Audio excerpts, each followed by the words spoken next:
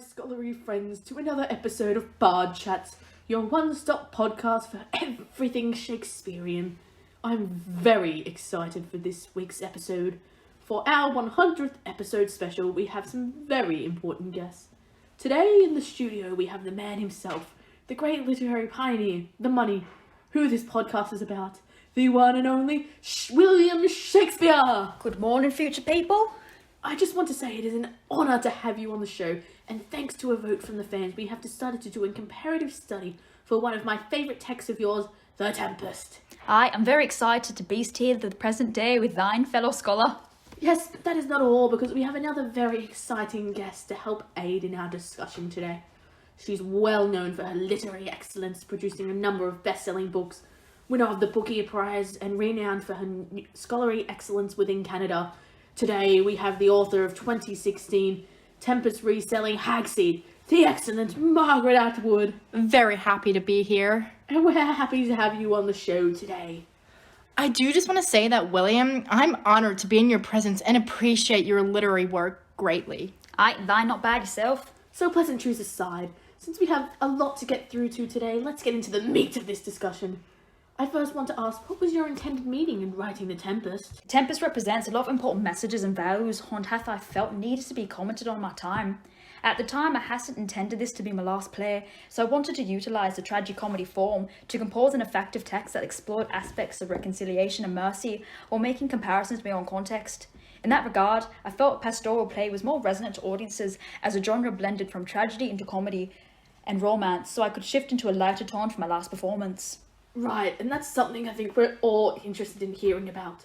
The fact that this was your supposed last play, and how you would say that impacted writing the text. So being my last play, there was this inherent inclination to explore this meta-theatre that portrayed my role as a writer through the guise of a play within a play. Right, and it was through Prospero you explored this concept? Yes, Prospero represented that complex character that was both the character within a play and the playwright himself. I utilised Prospero's characterisation and the theatrical forms to effectively present the role of performance within society. All the world's a stage, and all the men and women merely players. That's right. I utilised yond ideas to convey mine own intentions with the work, as when Prospero is commanding the other characters' area, for example, he breaks into the meta-narrative by alluding to the roles of the characters as mere characters. Bravely the figure of the harpy hast thou performed my Ariel. Not in his performance, his effective playing of a role assigned to him by Prospero, his master and director. Right, this concept of a play within a play was impactful to a multitude of audiences as a play. But Margaret, yours was not a play, was it?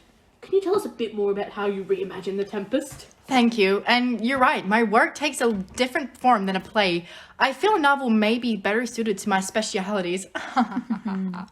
As a large fan of Shakespeare myself, I feel his works have such an enduring relevance within society. So when I was approached for the Hogarth Shakespeare series, I knew immediately that I would do The Tempest.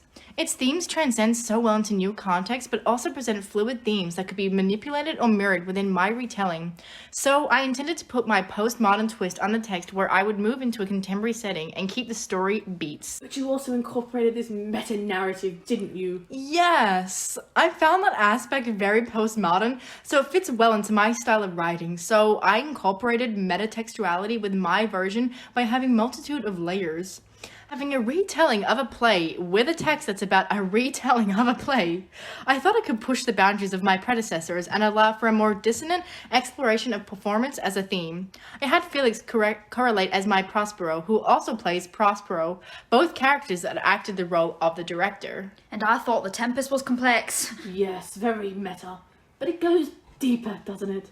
I mean, I found when I was reading Hagseed that Atwood played the role of Prospero quite well. What do you mean?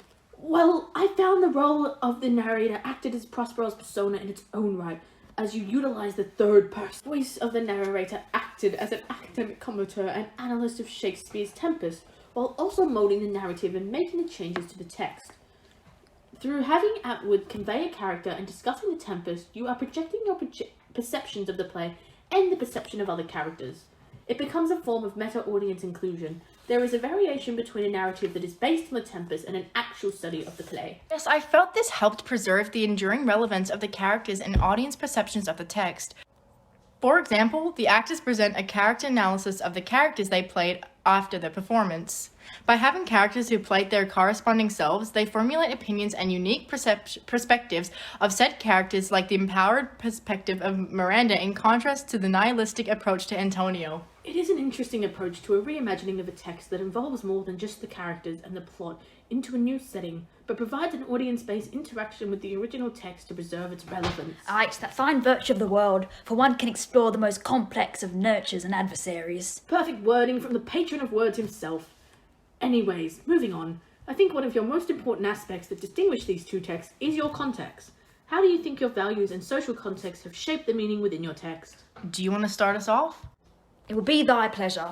Whence writing the Tempest, I was come into the new reign of King James, an age of exploration and usurpation of nations, taking land and taking new ideas. We were coming to a new age, you see. I'd heard these stories of a fleet shipped in through Bermuda in 1606, and how they had managed to return. It was one of my leading inspirations for the Tempest plot. Our exhibitions into new land and the tales of the savages who roamed said land was deeply inspiring and disturbing.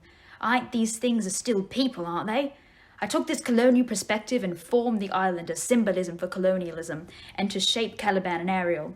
As he says, "This island's mine by Sycorax, my mother, and for I am all the subjects that you have, which first was mine king." You say that, but you still framed him as a morally ambiguous character. A devil, a born devil, on whose nurture can never stick. That was from Prospero concerning Caliban. A tad contradictory, don't you think? What for thou trying to say? That you're vague in your perspectives on such important issues. You comment on the vile treatment of First Nations people, but actively portray them as monsters and savages. And the same with your other minorities. Miranda is simply a subject to Prospero's patriarchal standards to be married off and forced to abide by his ideals, and yet you contradict it by making her loud and opinionated. Well, in my time, I could not make bold claims, especially my texts were being written for the king. I must endorse British society while overtly incorporating my own ideals. Women in my days had no other persona than to stick to the ideals of the English woman. She was far too rambunctious to not get married off. Ugh. Right, so let's move on. You mentioned new ideas. Would you care to explain on that? Ah, yes. It was an era of innovation and reclamation. The Renaissance and the age of humanism, where secularism and individualism becoming prominent within our society. Our time shaped a new mode of thinking, one that took from the great classics of the Greco-Roman periods, as well as the social need for our great chain of being. Politically, this play was a representation of King James' daughter's wedding, as well as an aid during times of disorder, when we moved away from feudalism and Protestant Reformation. Humanism inspired Prospero as we reflect the Renaissance man, one affluent in a range of fields, highly contemplative. His philosophical ideas reflected the ideal man of time through his omnipotence, which was more reflective of his magic and musical elements within my text. Very interesting. And Margaret, how would you say context and contemporary values shaped your development of the Hagseed?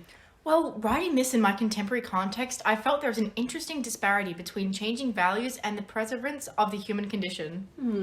A good point. Please elaborate. Well, you see, I took the elements of the play that I found most interesting and saw how it would translate into a contemporary context that would resonate with newer audiences. It was Prospero's Set Me Free that induced my contemplation. Free for what? What has been imprisoned for? I started counting up the prisons and imprisonments in the book. I found many. In actuality, every one of the characters is constrained at some point in the play. So I decided to set my novel in a prison. I found this translated the physical prison of the island and colonization into a contemporary form. Look at our modern social issues through the lenses of these characters' metaphorical imprisonment. So what contemporary issues did you focus on for Hagseed? I wanted to look at racial disparity and issues surrounding mass incarceration. I feel the treatment and institutionalized racism that was stemming from the ineffective justice system of the West reflected a modern transformation of the colonial attitudes to First Nations people. In this sense, I took the culture surrounding the mistreatment of prisoners and the high rates of POC arrests. This then ties into the theme of power and authority, as the clear imbalance is formed between the politicians or the upper class in the Tempest with the prisoners in both texts. We could put them on a show, says Timmy's. Gibbering lunatics, street people, addicts, dregs of society, always good for a laugh. I found that quote compelling in showing this ironic subversion of power between the highbrow and lowbrow characters. Exactly, and through my incorporation of modern slang and a contemporary interpretation of the play by the prisoners, I feel the ideas could be easily translated to modern audiences without all the convoluted pandering of Felix's complex ideas on the text. Yes, this reimagining of my plays was highly ineffective. I saw how you changed my song to those god-awful rhymes. A real depletion for what my hymns once were. Yes. Well, my forms needed to accommodate for newer audiences. At least I'm able to transform complex ideas into my values instead of being a sheep in my social context. Okay guys, they were different times. Each allowed for their values and context. There may be a dissonance between the two, but we must remember there is still the enduring relevance of ideas within Shakespeare, like you mentioned before, Margaret. Oh, right, I forgot myself there. Yes, anyway, while there are major changes between our values, languages, and ideals, I feel that The Tempest does represent some resonant ideas that reflect the human condition, ones that made me think The Tempest is a text that is worth sharing with every new generation. I found that the motives of the text expertly capture the essence of preserving social ideals. Corruptibility of power and imprisonment both act effectively between our two texts to showcase the relevance of Shakespeare throughout time. Yes, that's actually right. The power within society is easily corruptible, an idea that is prevalent throughout a variety of my text. I explicitly showed this in The Tempest through a multitude of subplots, as well as Prospero's need for revenge. I found that this need for power was also a major prison for a lot of characters, such as Tonio or Antonio and Sal or Onslow, who showcase how easy power and corruptibility can impact any level of a hierarchical power system.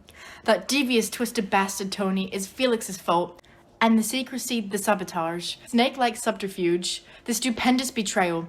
My usage of sibilants, similes here mimic the nature of Shakespearean language, while also showcasing the persona of villainy within pursuits of power. I noticed a lot through Hagseed. Many scenes parallel The Tempest. Was this a way for you to reinforce this idea of resonance to the audience? Precisely. The scene where the politicians are all in the cell during the prison riot is a direct parallel to the Tempest scene between Antonio and Sebastian as they plot to kill the king for power. This meta parallels scenes of the play unbeknownst to the people who are in production of the play, enforcing my depiction of power with both the Tempest and Hagseed. As for prisons, they exist between both the physical realms and text between the island and the actual prison. Don't forget as the shack Felix isolates in. Yes, that too. These parallels both show how power as well as loss and grief can enforce imprisonment. Ariel, Caliban, and Miranda are subjected to being victims of power. In contrast, Antonio, Sebastian, Trinculo, and Stefano are all hungry for power, each of which forms their hubris. For Prospero, he is stuck in a prison of revenge in The Tempest. And one of grief in Hagseed. Yes, I found that different quote interesting for the characterization of Felix and Prospero as he embodies the intense fatherly protection and powerful wisdom, while Felix feels weaker and more pathetic in his thirst for revenge and power. His prison is his grief, and clinging to the past is symbolic through the imagined Miranda. Prospero has more control over his power, but is tied to magic and revenge that shackles him. The intertextual parallels between the epilogues of each text were one of my favourite, conjoined resonances and dissonances between Hagseed and The Tempest. As you from crimes would pardon be, let your indulgence set me free. He breaks the staff, loses his magic, and repents to the audience to be set free of his show and revenge. In contrast, what has he been thinking, keeping her tethered to him all this time? To the elements, be free, he says to her. And finally, she is. Felix's freedom comes from freeing himself from his past through Miranda, reflecting his love for his daughter and the way he imprisoned her, which resembles Prospero and yet contradicts his final message. Both are free. And yet each is free from one separate prison, distinct between contexts. Wow, this is a highly effective breakdown of each text. Each shows a prominent enduring relevance through context and values, while also formulating resonances and dissonance between their forms and characters. Thank you. My text is highly effective in recontextualizing and interpreting a Shakespearean text for modern audiences. Do you have something to say? I mean, you can't really say your measly book can stand up to the mastery of my text. Oh, you incompetent old man. Just because you wrote well in the past doesn't mean you hold the final say on a text relevance. Your ideas are outdated. We need new iterations to enhance modern literature. Funny coming from a woman who... I'm sorry? Well, you know what? I bite my thumb at thee. How dare you! Oh, you keep on going on! Okay, everyone. that's all the time we have for today. It has been a pleasure to talk to such great minds of literature. Anyway, I hope to see you all next week when we will break down Macbeth as a conspiracy for the Illuminati. Until next time, stay smart.